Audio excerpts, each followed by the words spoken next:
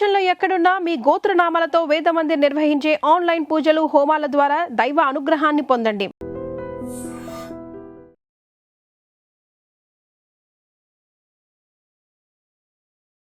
నమస్కారం, welcome to I dream. ధర్మ మార్గం విత్ విజిత కార్యక్రమానికి స్వాగతం.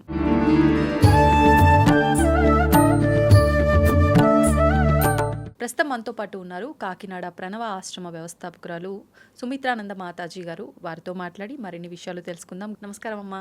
నమస్తే విదితి గారు. అసలు ఫస్ట్ ఆలోచించడం సంగతి పక్కన పెడితే నమ్మటమే చాలా తక్కువ అమ్మా. అంటే ఎవడు చూశాడు, ఇంకొక జన్మ ఉందో లేదో, ఇప్పుడు మనం దాచుకున్న పుణ్యం పాపమే అప్పుడు మనకు ఉపయోగపడుతుంది, ఇలా ఎక్కువ ఇలాంటి ఆలోచనలో ఉన్నారు. అంటే ఎందుకు వస్తున్నాయంటే అలాంటి ఆలోచనలు, ఈ బ్రతకడంలో ఇరుక్కుపోయి ఉంది మనస్సు. అనేక రకాలుగా ప్రపంచ వ్యామోహం అంటాము. ఆ వ్యామోహంలో పడిపోయి అప్పుడు సంగతి అప్పుడు చూసుకుందాం, ఇప్పుడు టెంపరీ, అంతా స్పీడ్ అయిపోయింది కదమ్మా. అన్ని చిటికెలో ఇప్పటికిప్పుడు ఫలితం కావాలి, అలా ఫాస్ట్గా వచ్చేయాలి.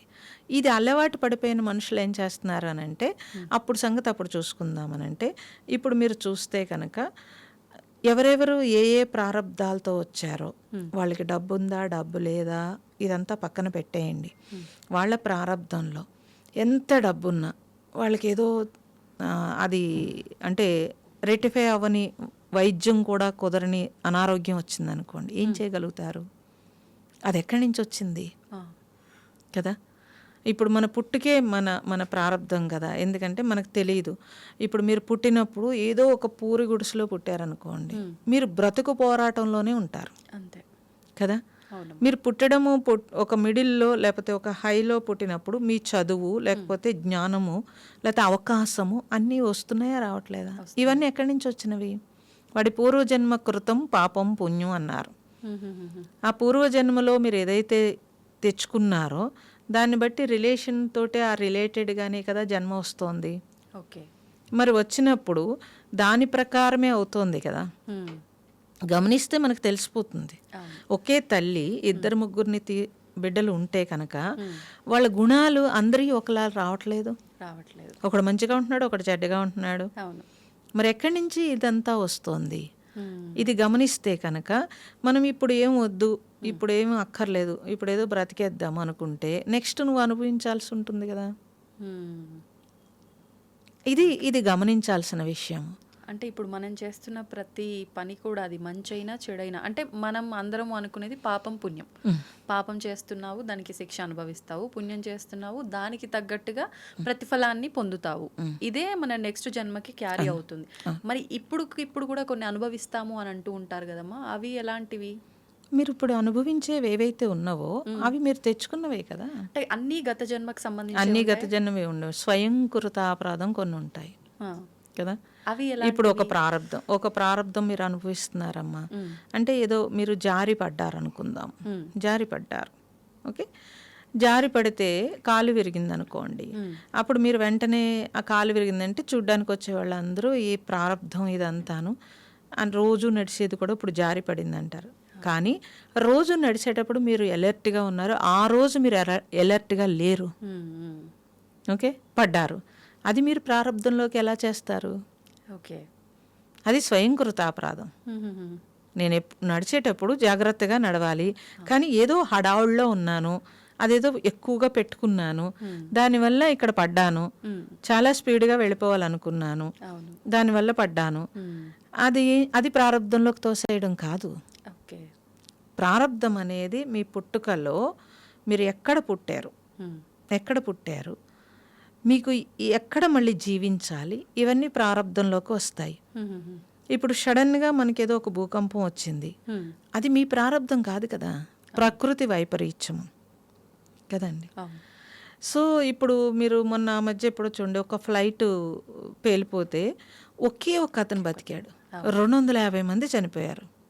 అది పుణ్యమా కాదంటారా? మరి పుణ్యమే కదా. ఇప్పుడు అనిపిస్తుంది భగవంతుడు ఉన్నాడు అని చెప్పి ఇలాంటివి కదా, విన్నా. అతనికి భగవంతుడు. కానీ అమ్మ, మీరు చెప్పిన ఉదాహరణే నేను మళ్ళీ ఉదాహరణగా తీసుకుంటా. ఆయన బ్రతికాడు సరే, కానీ అంత పెద్ద ప్రమాదం నుంచి బయటపడ్డా కూడా ఆయన మానసిక స్థితి సరిగా లేదు ఇప్పుడు, అంటే ప్రస్తుతం అని అన్నారు. అది కర్మే కదమ్మా మళ్ళీ. అంటే ఆయన సేవ్ అయినందుకు అది ఆయన చేసిన పాపము ప్రతిఫలం పుణ్యము బ్రతికొచ్చాడు. కానీ మరి ఎందుకు ఇంత ఇబ్బందులు పడాలి? ఆయనకు పుణ్యం ఉండబట్టే బతికొచ్చిండు, మళ్ళీ ఇంత మానసిక స్థితి బాలేని స్థితికి ఎందుకు వెళ్ళాడు? బ్రతకడానికి పుణ్యం ఉంది. హ్మ్. ఓకే, బ్రతకడానికి పుణ్యం ఉంది. ఓకే. అతనుకున్న అజ్ఞానము అంటే అతనుకున్న భయము ఏదైతే ఉందో అది షాక్ తిన్నాడు. ఓకే, అంటే జీవితంలో ఆ అభయము అనేది అది కరెక్ట్గా మనం పెంచుకోకపోతే కనుక, ఇప్పుడు మీరు నడిచి వెళ్తున్నారమ్మా, మీకు భయం ఉంది, 2-3 నడిచి వెళ్తున్నారు అనుకుందాం. ఒకళ్ళకి భయం ఉంది, ఇంకొకళ్ళకి భయం లేదు. అక్కడెక్కడో ఏదో తాడు కనిపించింది అనుకోండి, వెంటనే వీడు భయం పడేవాడు, ఆల్రెడీ పాము అనే భయం ఉంది కాబట్టి వెంటనే పాము అనేస్తాడు. అంతే. ఇంకొకడు కాదు, అదేంటో చూద్దాం అనుకుంటాడు, ఎందుకని అతనికి పాము అంటే భయం లేదు కదా. అలా జీవించేటప్పుడు ఇప్పుడు చాలా మంది జీవిస్తూ ఉంటారు. జీవిస్తున్నప్పుడు మీరు కరోనాలో చూడండి, కరోనాలో కరోనా వస్తుందేమో అని భయమేసి చనిపోయారు బోళ్ళ మంది, చాలా మంది కదా. ఇప్పుడు ఇది ప్రారంధం అనరు, మరి స్వయంకృతాపరాధం అంటారు దాన్ని. ఓకే, ఓకే, కదా. ఇప్పుడు అదే కరోనాలో మేము ఎంతో మందికి పని చేసాము, అవును, భోజనాలు వండి పెట్టాము, రోడ్డు మీదకి వెళ్ళాము, మాకు కరోనా రాలేదు అని అంటే చుట్టమేం కాదు కదా. కానీ ఓంకారం చేస్తూ హీలింగ్ ఉండడము, ఒక ధైర్యము, సాధన ఉండడం వల్ల ఒక ధైర్యము, భగవంతుడు చూసుకుంటాడనే అభయము, ఇవన్నీ మన మానసిక ఒత్తిడి లేకుండా మనకు ఒక బలాన్ని ఇచ్చినప్పుడు, మీకు ఏదైనా సరే మీరు గమనిస్తే కనుక అనారోగ్యం ఎక్కడి నుంచి వస్తుందంటే మీ మానసికం నుంచే ముందు శారీరకంలోకి వస్తుంది. భయమే వాడిని ఇంకొంచెం బెంగకు చేస్తుంది. మీరు అసలు డాక్టర్ దగ్గరికి వెళ్ళినప్పుడు కూడా మెడిసిన్ కంటే కూడా డాక్టర్ మీద నమ్మకం మనకి వైద్యం బాగా ఉంటుంది కదా. మీరు గమనిస్తే మీకు తెలుస్తుంది. భయపడిన వాడు ఏం చేస్తాడు, తగ్గుతుందో లేదో అని మళ్ళీ హోమియోకి వెళ్తాడు, మళ్ళీ తగ్గుతుందో లేదో మళ్ళీ ఆయుర్వేదానికి వెళ్తాడు, ఆప్షన్స్ తీసుకుంటాడు కదా. లేదు అన్నవాళ్ళు పూర్వం మరి ఏమీ లేకుండా 2 ఆకులు కోసుకుని నోట్లో పెట్టుకుని ఆడు చక్కగా ఉన్నారు కదా. తగ్గుతుంది అనే బలం, ఏ విటమిన్ డెఫిషియన్సీ లేవు, ఏమీ లేవు. తీర్థం ఇచ్చేవారమ్మా, గుడికి వెళ్ళి అనారోగ్యం వచ్చిందనుకోండి, చక్కగా పూజ చేసి తీర్థం ఇస్తే దేవుడు నాకు కాపాడుతాడని చెప్పి ఆ తీర్థం తాగితే వాడికి రోగం తగ్గేది. నమ్మకమే కదా. సో అదెంత మానసిక బలం. దానికే మన పెద్దలు ఏం చేశారంటే ఈ మానసిక బలాన్ని పెంచటం కోసము ఇన్ని పూజ ఏర్పాట్లు ఇవన్నీ చేసి ఉన్నారు. రోజు ప్రొద్దుటే మీరు అనేక పనులు చేయాలి. గృహంలో ఉన్నప్పుడు పిల్లల్ని పెంచాలి, ఉద్యోగం చేసుకోవాలి, మనకు ఉండే బాధ్యతలు, వీటన్నింటితోటి ఒక గృహస్థికి విపరీతమైన ఒక బరువు ఉంటుంది, ఆడవాళ్ళకైనా మగవాళ్ళకైనా. అప్పుడు వాళ్ళు అందులోకి వెళ్ళేటప్పుడు ఒక మనోబలం కోసం ఉదయం ఒక పూజ పెట్టారు. అందుకే ఒక ధైర్యం భగవంతుడు మనల్ని చూసుకుంటాడనే ఒక ధైర్యం. అప్పుడు మీరు వెళ్తున్నప్పుడు దాంట్లోకి వెళ్ళినప్పుడు అంత తొందరగా అనారోగ్యం రాదు, అంటే మానసికంగా అంత ఒత్తిడి రాదు. దీనికోసం ఇన్ని ఏర్పాట్లు చేశారు మనకి, అవన్నీ పక్కన పెట్టేసి ఇప్పుడు నమ్మకం కూడా పోతుంది, ఉన్నాడా లేదా అని. ఉన్నాడా లేదా అన్నప్పుడు మీకు అనారోగ్యం వచ్చి లేకపోతే చాలా ఇబ్బందిలో మనం ఉన్నాం అనుకోండి, మన భర్త కానీ లేకపోతే డాక్టర్ కానీ లేకపోతే ఇంట్లో వాళ్ళు కానీ ఏమీ చేయలేనప్పుడు ఎక్కడికి వెళ్తారు గమ్ముని? ఫస్ట్ దండం దేవుడికే వెళ్ళిపోతుంది కదా.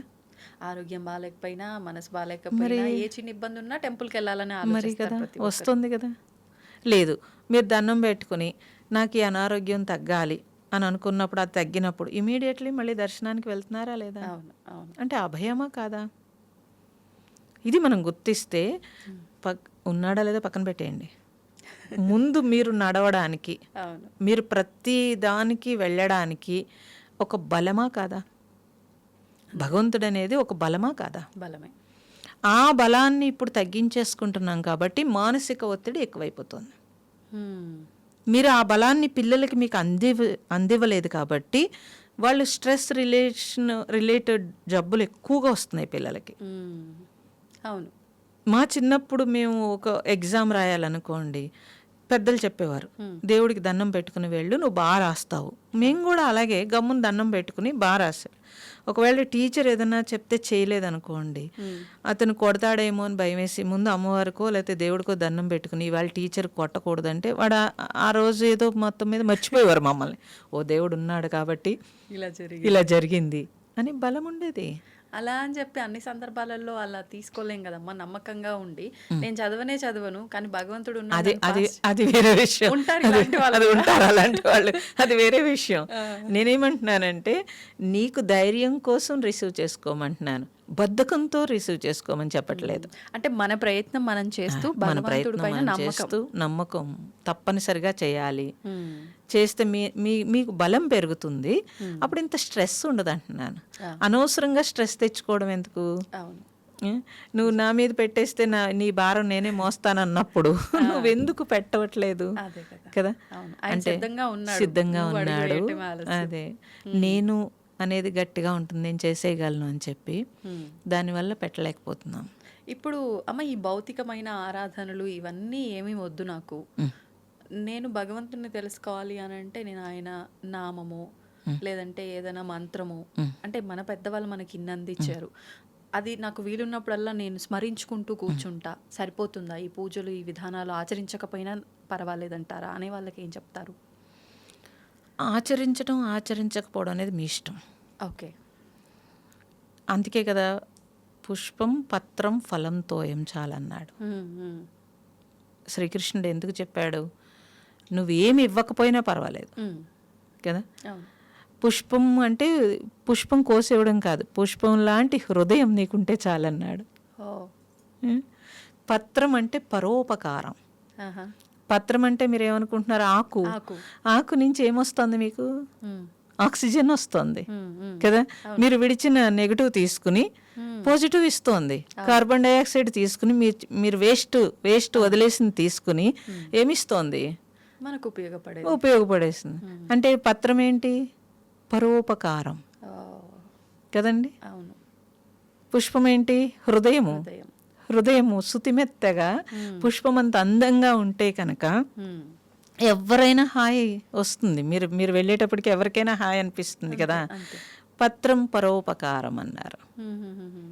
ఫలం ఆస్వాదం, రుచి, చేస్తున్న పనిని ఆస్వాదించడం, అన్ని రకాలు మీరు ఎలా చూసుకున్నా. సో మనం అలా తయారైతే కనుక భగవంతుడికి నువ్వు ఏ పూజ చేయాల్సిన అవసరం లేదు, నిన్ను నువ్వు సమర్పించుకోవచ్చు కదండి. తో ఏమంటే నీరు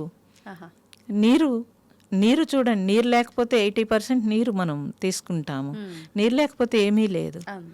సో ఇలా మనకి మనం తయారవడం కోసము ఇవన్నీ మనకి చెప్పి ఉన్నారు. కాబట్టి మీ ఇష్టం, మీరు చేస్తారా చెయ్యరా మీ ఇష్టం. కానీ ఇవన్నీ మనం తయారవడానికి ఏర్పాటు చేశారు అనే చిన్న జ్ఞానం మనకొస్తే ఏది చేసినా మనం ఈగో లేకుండా, నేను ఇది చేస్తున్నానని గొప్ప గర్వం లేకుండా, మనకి మనం మారడానికి ఇవన్నీ పెట్టారు మన పెద్దలని తెలుసుకోగలిగితే కనుక, ఇప్పుడు పిల్లలు అడుగుతారు ఎందుకు పూజ చేయాలి అని, మరి మనం చెప్పగలగాలి కదా. తల్లులు ఫస్ట్ చెప్పగలగాలి. ఎలాగా అంటే ఏది చేసినా నాయన ఇది నీ కోసము కదా, అని నువ్వు మారడం కోసము ఇన్ని ఏర్పాట్లు మనకి ఇచ్చి ఉన్నారు అని మీరు చెప్పగలగాలి. కాబట్టి ఒకవేళ చేయగలిగితే చేయొచ్చమ్మా. మీరు ఒక పూజ చేసినా కూడా మీకంటే కూడా ఆ పూజ 10 మందికి ఉపయోగపడటానికే మనకి ఏర్పాట్లు చేశారు అన్నీ కూడా. ఆ ప్రసాదాలు లేకపోతే వచ్చి వాళ్ళకి ఆ భావన కలిగించటం కోసం మీరు నోములు వ్రతాలు ఏం చేయండి, అందులో అన్నీ దానం ఉంటుంది. తర్వాత అందరికీ కాసేపు మనశ్శాంతి ఉంటుంది, భావం పెరగడం ఉంటుంది, అలంకరణలో మనకి ఒక హాయి వస్తుంది, చూసిన కంటికి మనస్సుకి ఒక హాయి వస్తుంది.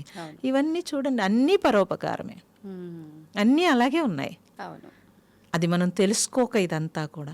సో మీరు అలా చేయొచ్చు. అలా చెయ్యకపోయినా మీరు కళ్ళు మూసుకుని ధ్యానం చేస్తే రూపాయి ఖర్చు లేకుండా మీ అంతటా మీరు మీలో ఉండే ఏ నెగటివ్స్ వస్తున్నాయి లేకపోతే ఏ ఆలోచనలు వస్తున్నాయి వాటిని మనం ఎలా మార్చుకోవాలి అని తెలియడం కోసం మనకి ధ్యానం బాగా ఉపయోగపడుతుంది.